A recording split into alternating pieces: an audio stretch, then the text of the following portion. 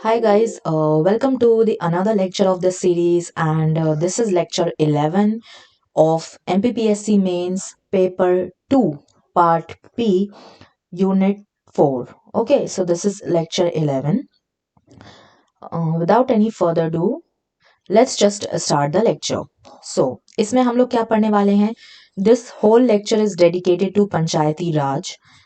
You all knows that Panchayati Raj institutions are a major topic. Okay, दे उसमें से prelims में भी बहुत सारे क्वेश्चंस आते हैं और मेंस में तो फिर ये चीज बहुत मायने रखती ही है. ठीक है, तो यस, इस टॉपिक को हम लोग इस पूरे लेक्चर में कवर अप करेंगे और काफी डीप में कवर अप करेंगे. सो स्टार्ट करते हैं. PRI, Panchayati Raj institution is a system of rural self local self government in India. ये तो हमको पता ही है कि लोकल सेल्फ गवर्नमेंट जो है लोकल एरियाज में, लाइक इन रूरल एरियाज, जो एरिया जो है वो लोकल गवर्नमेंट है, वहां पे जो है अगर हम देखें तो ज्यादा से ज्यादा अगर सेल्फ गवर्नमेंट करना है हमको, अगर हमें खुद पे राज करना है, तो ये चीज जो है हमारे पंचायती राज इंस्टीट्यूशंस में फॉल कर दिया. Okay, then local self government is the management of local affairs by such local bodies who have been elected by the local people. Right, तो देखो, लोकल लोग जो रहते हैं, जो उस एरिया के नेटिव्स रहते हैं, वो ही ये डिसाइड करते हैं कि उनको किसको उस टाइम पे इलेक्ट करना है और किसको उनको अपना सरपंच या जो भी उनके पास एरिया है, जहां पे भी उनको एक लीडर खड़ा करना है, तो उनको किसको लीडर बनाना है. ठीक है.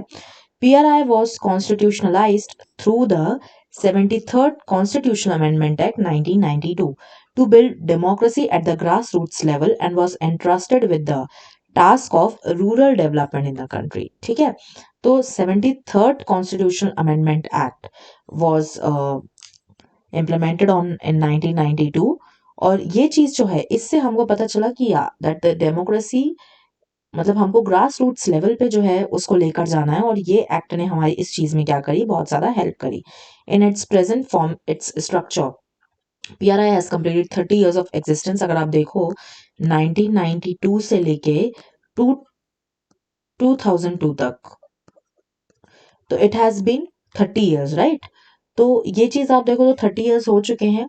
However, a law remains to be done in order to further decentralization and strengthen democracy at the grassroots level. ठीक है, ये चीज हो गई. Then next is, how did Panchayati Raj system evolve in India? आखिर कैसे ये सिस्टम इवॉल्व हुआ, हम कैसे यहाँ तक पहुंचे कि हम 73rd और 74th अमेंडमेंट को जो है वो इम्प्लीमेंट कर पाए. ठीक है, तो ये चीज हम देखते हैं.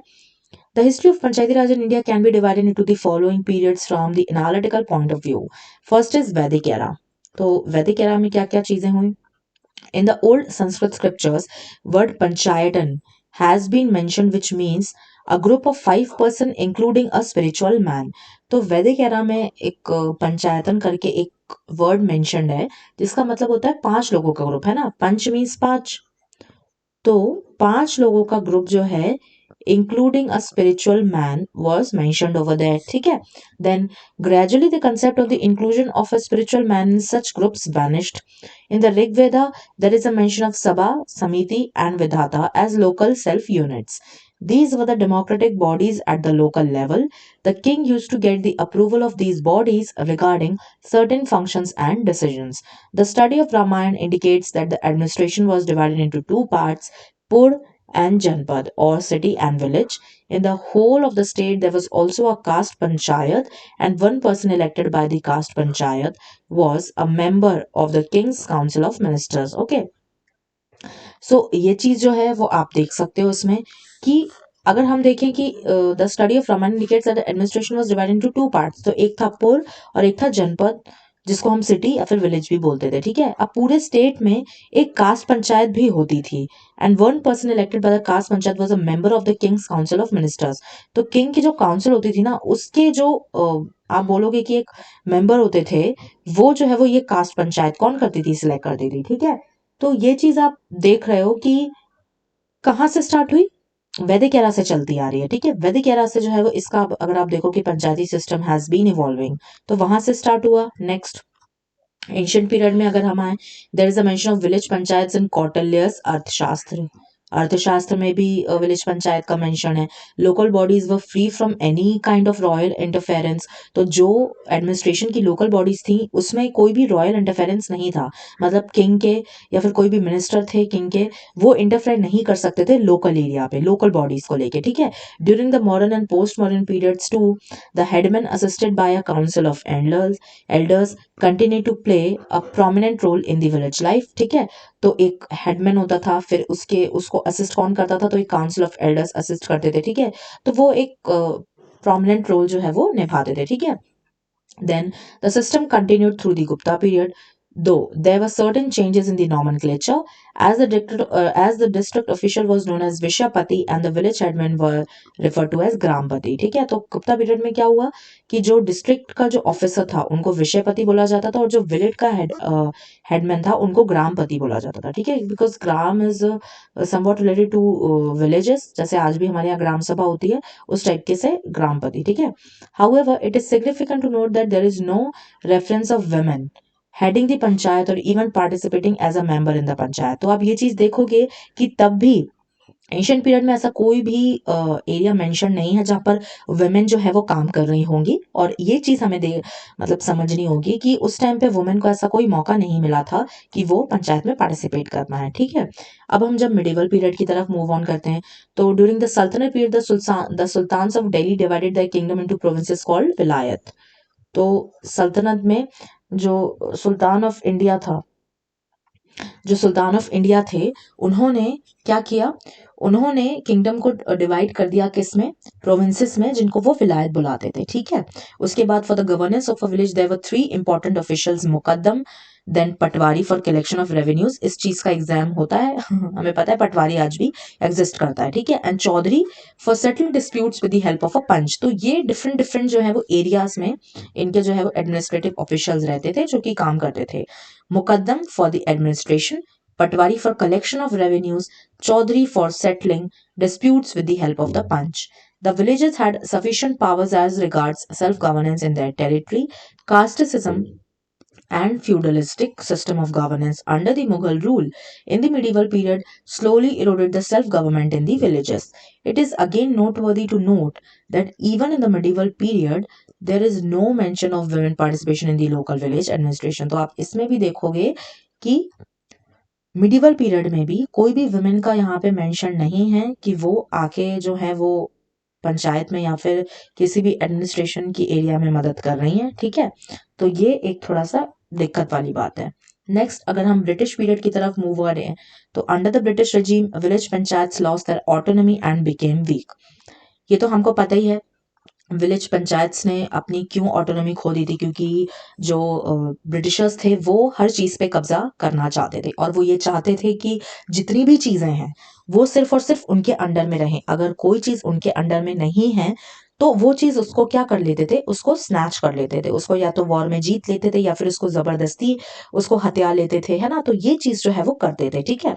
Now it is the only from the year 1870 that India saw the dawn of the representative local institutions, right?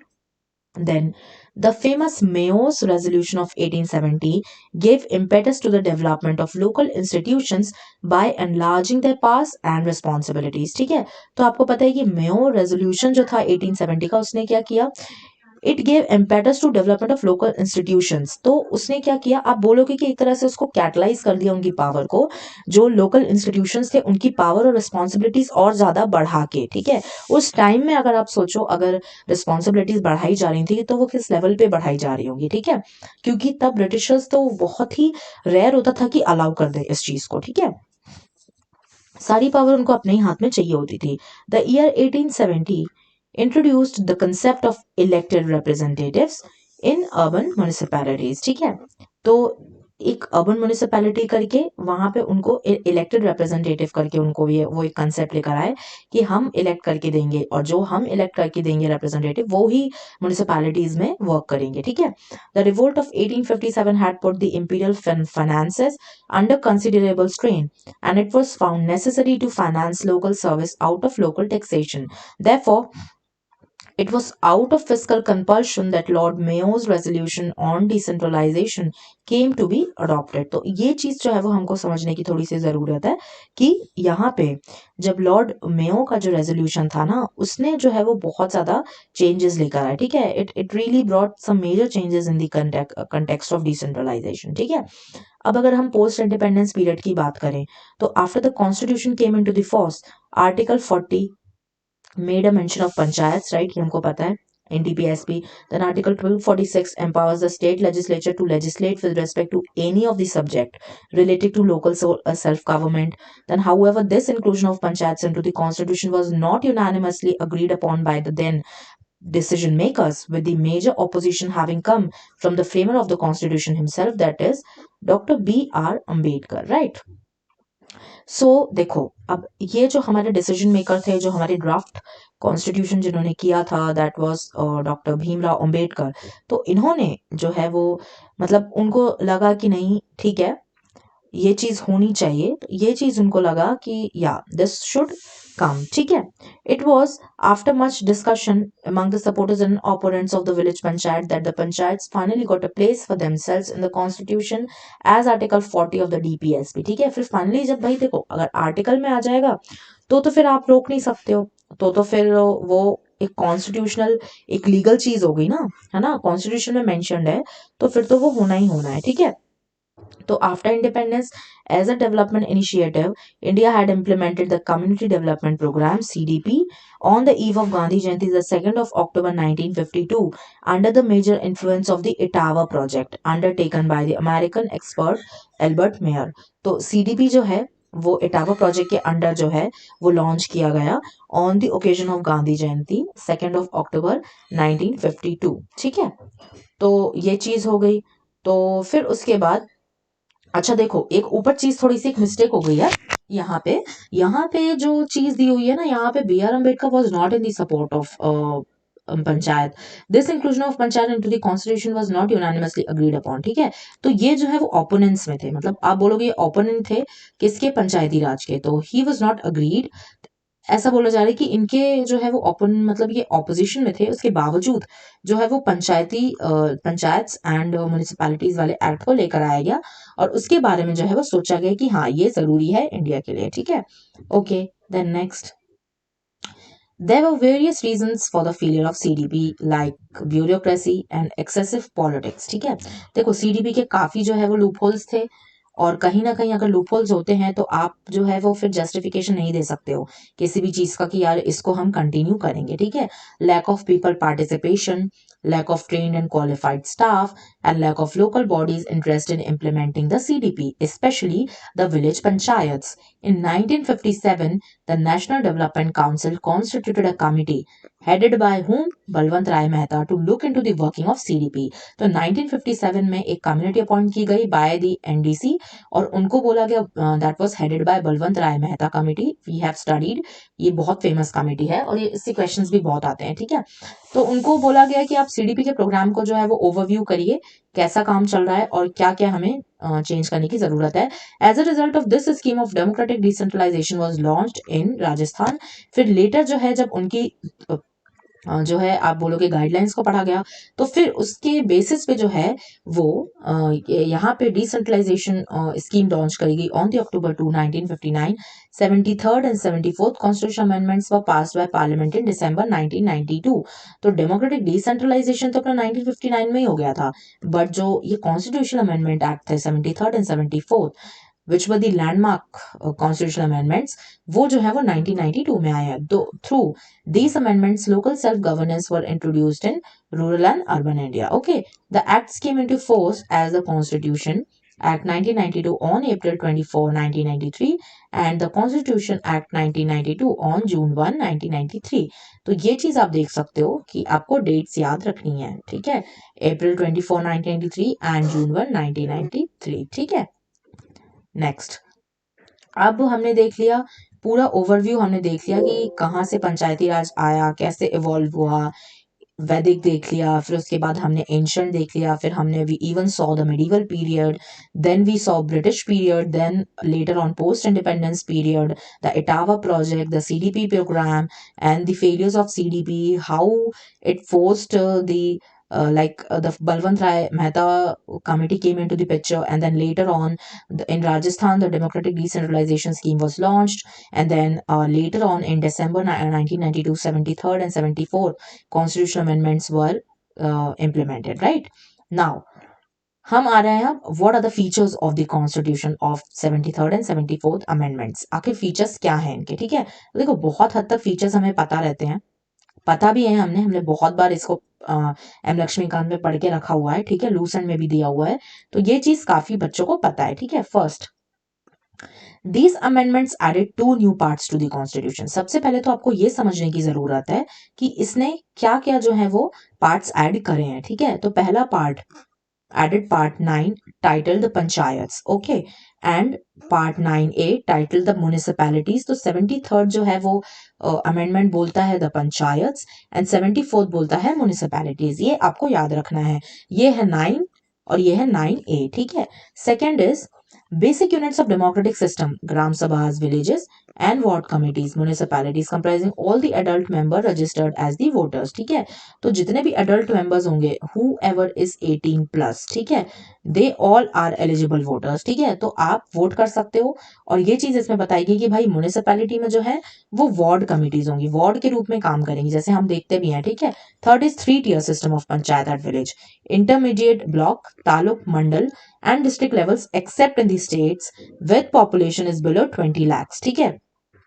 तो आप देख रहे हो इसको 243B में, ये आर्टिकल में क्या है? 3 tier system of panchayat at village, intermediate block, taluk, Mandal and district level accept in states with population is below 20 lakhs, ठीक है? तो ये 3 tier सिस्टम वहां वहां चलेगा जहां जहां मतलब ऐसी जगह पे नहीं होगा ये जहां पे 20 लाख से कम इनका कम पॉपुलेशन है, ठीक है? ये आपको ध्यान देने वाली बात है।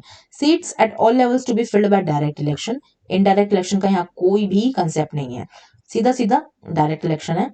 और किस आर्टिकल में मेंशन्ड है? आर्टिकल 243C क्लॉज 2, ठीक है?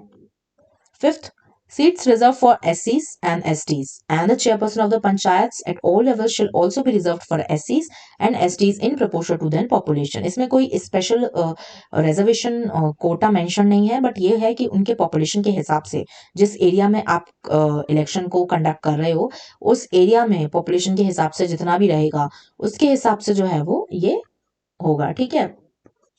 Next, 1/3 of the total number of seats to be reserve for women. तो ये चीज जो है आपको पता है कि 1/3 मतलब ऑलमोस्ट आप बोलोगे कि 1/3 बहुत होता है, ठीक है? तो 1/3 जो सीट्स हैं वो वुमेन के लिए रिजर्व्ड है। अच्छा, एक चीज इसमें एक और है कि आप अगर देखो तो पहले तो वुमेन को कहीं भी अलाउ नहीं किया जा रहा था, ठीक है? कहीं भी बोला नहीं जा रहा था कि मतलब वुमेन पंचायत में पार्टिसिपेट करेंगी कि नहीं करेंगी। उनको इतना ज़्यादा जो है वो इंडिपेंडेंस ही नहीं मिली कि वो किसी एडमिनिस्ट्रेशन वाले एरिया में पार्टिसिपेट करें। बट इंडिया में आज इतने मतलब आप बोल सकते हो कि हम इतने आगे आ चुके हैं कि आज हम वुमेन के लिए 1/3 सीट्स को मतलब रिजर्व कर रहे हैं। मतलब हम जबरदस्ती we are inducting women into the administration and we are just inducting them into the leadership.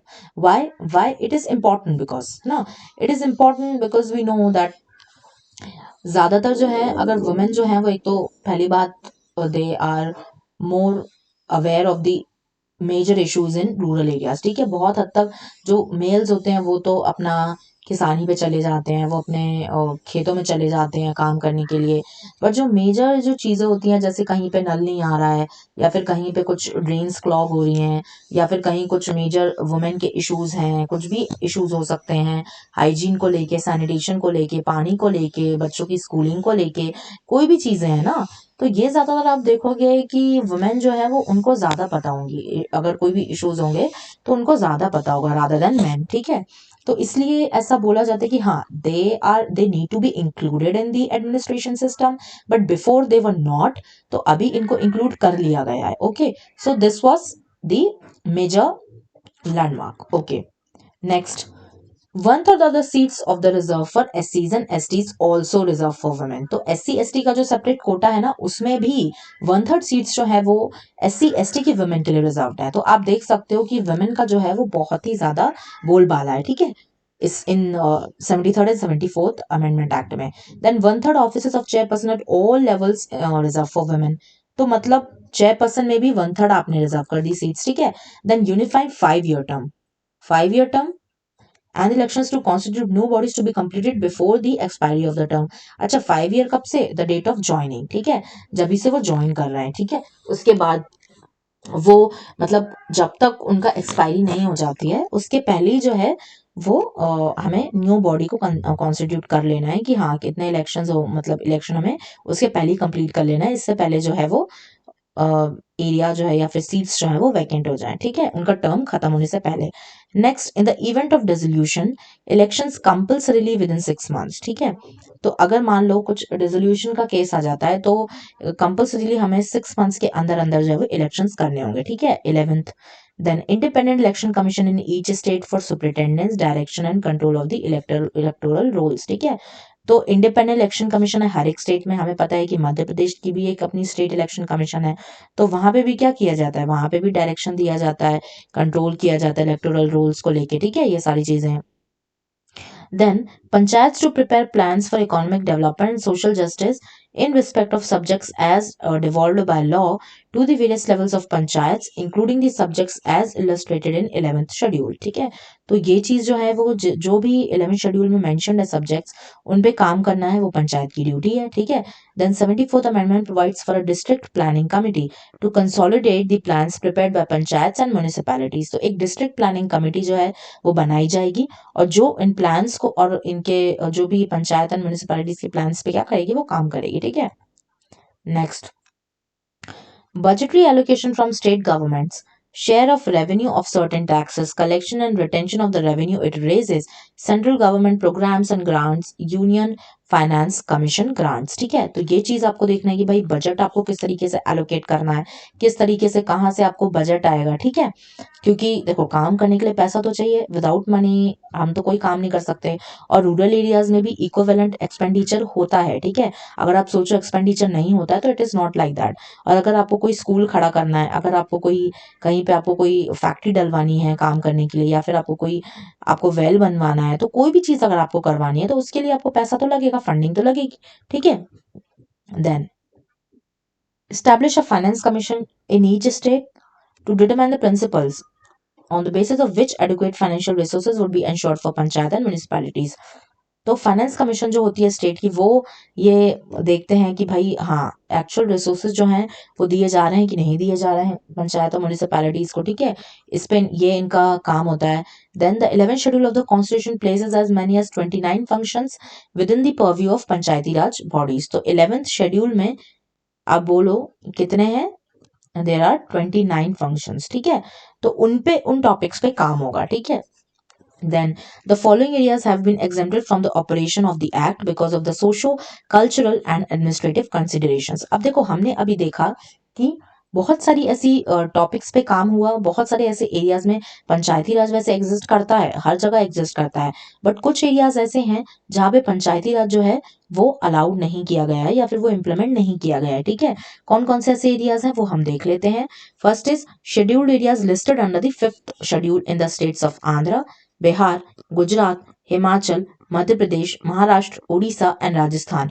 तो ऐसे शेड्यूल्ड एरियाज जहां पर मे बी ट्राइब्स रहते होंगे अंडर द 5th शेड्यूल जो मेंशन्ड है, कौन कौन से स्टेट्स के, आंध्रा, बिहार, गुजरात, हिमाचल, मध्य प्रदेश, महाराष्ट्र, उड़ीसा एंड राजस्थान। तो इस चीज में आपको देखने लायक जरूरी है कि ये चीजें जो है वो यहाँ के ट्राइबल एरियाज में which are mentioned under the 5th schedule, इन एरियाज में पंचायती राज इम्प्लीमेंटेड नहीं है, ठीक है। Then the states of Nagaland, Meghalaya and Mizoram, तीनों ही स्टेट्स में आपका panchayati raj is not implemented, ठीक है। Then the hill areas of district of Darjeeling in the state of West Bengal for which Darjeeling Gorkha hill council exist, ठीक है। तो दार्जिलिंग जो है दार्जिलिंग जो एरिया है, hill area of district Darjeeling in the area state of West Bengal, वहां पे भी पंचायती राज नहीं है, वहां पे Darjeeling Gorkha hill council exist करती है, जो कि उनके जो भी ये सब एडमिनिस्ट्रेशन का काम है वो देखती है। ठीक है, नेक्स्ट। अब हमने देख लिया पीआरआई, देख लिया द इवॉल्वमेंट ऑफ पीआरआई, देख लिया पीआरआई के फीचर्स, देख लिए कि क्या क्या फीचर्स हैं उस एक्ट के 73rd and 74th amendment act के। ठीक है, अब हम देख रहे हैं the challenges, what are the challenges of the PRI system. ठीक है, क्या क्या चैलेंजेस हैं कि हमको जो ओवरकम करने हैं और जिससे हम और ज्यादा अपने पीआरआई सिस्टम को बेटर बना सकें। ठीक है, first is lack of effective devolution. ठीक है, इसका क्या मतलब हुआ, देखो इम्प्लीमेंट तो कर दिया बट इफेक्टिवली नहीं कर पाए हैं। ठीक है, अगर आप देखो कि अभी भी बहुत सारी ऐसी जगह है, मे बी या तो due to lack of funding या फिर the major people in the mediation, बीच में कुछ लोग आ जाते हैं जो कि करप्ट होते हैं और वो पैसा ले जाते हैं, any be anything be the reason, but whatever be the reason ना, the people of villages are suffering. तो वो अफेक्टिव डेवोल्यूशन की कमी है वहां पे, इसीलिए जो है पीआरआई सिस्टम शायद उतना सक्सेसफुल कुछ कुछ विलेजेस में नहीं हो पाया। Then insufficient grants and funds, see this is related. ठीक है, मतलब जितने फंड्स नीडेड होते हैं एक स्कूल बनाने के लिए या फिर कोई भी एक, आपको अगर कुछ चीज आपको चेंज लेकर आना है रूरल एरिया में, तो आपको फंड्स की तो सबसे ज्यादा जरूरत पड़ेगी। मान लो आपको इंफ्रास्ट्रक्चर कुछ बनाना है, आपको रोड्स बनानी है, ठीक है, आपको कोई भी ऑफिस खड़ा करना है वहां पे, तो उसके लिए अगर आपको फंड्स और ग्रांट्स नहीं आएंगे तो आप खुद के पैसे तो लगाओगे नहीं, खुद के पास पैसे इतना होता भी नहीं है रूरल एरियाज में। ठीक है, तो फिर उस केस में प्रॉब्लम आ जाएगी। देन इशू ऑफ सरपंच पति। ठीक है, अब सरपंच कौन बनेगा, तो कभी कभी तो लड़ाइयां हो जाती हैं, जो बड़े बड़े जो हियरार्कियल वहां पे फैमिलीज होती हैं वो आपस में लड़ जाती कि नहीं हमारी फैमिली ज्यादा पुरानी है इस गांव की, तो हमारे में से सरपंच आएगा, लॉज रूल्स गए भाड़ में, है ना, तो इस टाइप से सारी चीजें होती हैं और ये चीज बहुत ही एविडेंट है। ठीक है, देन इंफ्रास्ट्रक्चरल चैलेंजेस। ठीक है, या तो रोड्स नहीं होंगी तो उसमें आपको दिक्कतें आती हैं, स्कूल की प्रॉब्लम्स होती है और घर भी अच्छे बने हुए नहीं होते हैं। ठीक है, फिर आपको मान लो इरिगेशन की फैसिलिटीज अच्छी नहीं होती हैं, तो ये सारी चीजें हैं, ये भी बहुत मेजर चैलेंजेस हैं। ठीक है, लैक ऑफ सपोर्ट स्टाफ, जो भी और भी स्टाफ नीडेड होता है वो सपोर्ट स्टाफ की कमी होती है, बिकॉज विलेजेस में क्यों, देखो हर कोई जाना पसंद नहीं करता है। ठीक है, the people who are living, जो नेटिव है उनको तो डेफिनेटली अच्छा लगेगा, बट अगर आप शहर से किसी को बोलो कि यार आप विलेज चले जाओ तो उनको थोड़ा सा अटपटा लगेगा, because they are use to the city life. Okay, then next is lack of convergence of various government programmes. ठीक है, तो बहुत सारे ऐसे गवर्नमेंट प्रोग्राम्स हैं जो जिनके जो बेनिफिट है वो रूरल एरिया तक पहुंच नहीं पाता है। ओके, सो ये चीज जो है, ये जो डिस्टेंस है ना, ये बीच में आ जाती है और ये डिस्टेंस जो है ये हमको कवर अप करनी है, ये हमको कर्व करनी है। ठीक है, okay, so what is the need of the hour? The need of the hour is to bring about a holistic change in the lives of beneficiaries among the villagers by uplifting their socio-economic and health status through effective linkages through community, governmental, and other developmental agencies. Right? Government should take remedial action in the interest of democracy, social inclusion, and cooperative federalism. ठीक है? अब देखो inclusion का मतलब क्या है? अब inclusion का मतलब है कि हर किसी को हमें साथ में लेकर चलना है। ठीक है, फाइनेंशियल इंक्लूजन की हम लोग बात करते हैं, क्या होता है फाइनेंशियल इंक्लूजन, तो फाइनेंशियल इंक्लूजन में आप जैम, ट्रिनिटी, जनधन, आधार कार्ड, जन आधार कार्ड जो भी था वो आपका आ गया था कि भैया हाँ हर किसी के बंदे के अकाउंट में पैसा जाएगा। ठीक है, तो किसी को भी इतना भटकने की जरूरत नहीं थी, कोई करप्शन की बात नहीं आती उस वक्त पे, क्योंकि जब कोई मीडिएशन ही नहीं है तो फिर पैसे कहीं भी इधर उधर हो उसका कोई सेंस ही नहीं बनता है। ठीक है, तो सिमिलरली यहाँ पे सोशल इंक्लूजन की बात हो रही है, मतलब हर तबके के लोगों को इंक्लूड किया जाए, और हर तबके के लोगों को इंक्लूड आप तभी करोगे जब आप ग्राउंड लेवल तक एकदम पहुंचोगे। ठीक है, आप बेसिक से स्टार्ट करोगे, तो ये सारी चीजें हमें ध्यान में रखनी है और इन चीजों पे ही हमको काम करना है। ठीक है, ये जितने भी हमने ऊपर चैलेंजेस देखे हैं, ठीक है, these are all the areas where we need to work in order to make the PRI implementation more effective in nature. Okay, तो इन सब चीजों पे अगर हम काम करेंगे तो हमारे लिए PRIs काफी ज्यादा इफेक्टिव हो जाएंगे, और PRIs अगर इफेक्टिव होंगे, डेफिनेटली मैं ऐसा नहीं बोल रही हूँ कि PRIs इफेक्टिव नहीं है। पीआरआईज आज के ज़माने में अगर हम देखें तो पंचायत बहुत ऊपर उठ चुका है, और पंचायत इलेक्शंस और ये मतलब अब लोग अवेयर हो गए हैं, even the people of rural areas also ना, they are aware of voting rights, और उनको भी एक उनको भी अपनी ड्यूटी लगती है कि नहीं, वोट करना इज हमारी duty. Okay, being the citizen of India we need to vote.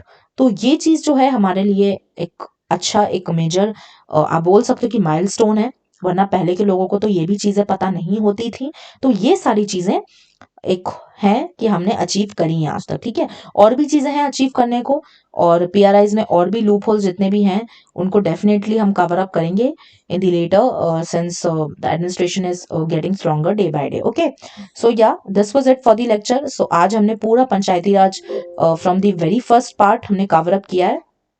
ठीक है, इसमें हमने पूरा देखा, उनका एवोल्यूशन देखा, फिर हमने पूरा अपने 73rd और 74th अमेंडमेंट के पूरे फीचर्स देखे। ठीक है, फिर उसके बाद हमने देखे चैलेंजेस, और फिर हम कंक्लूजन देखा हमने कि हम क्या क्या चीजें कर सकते हैं। Okay, so guys, this is it for today's lecture. Till then, study well, and जय हिंद, जय भारत।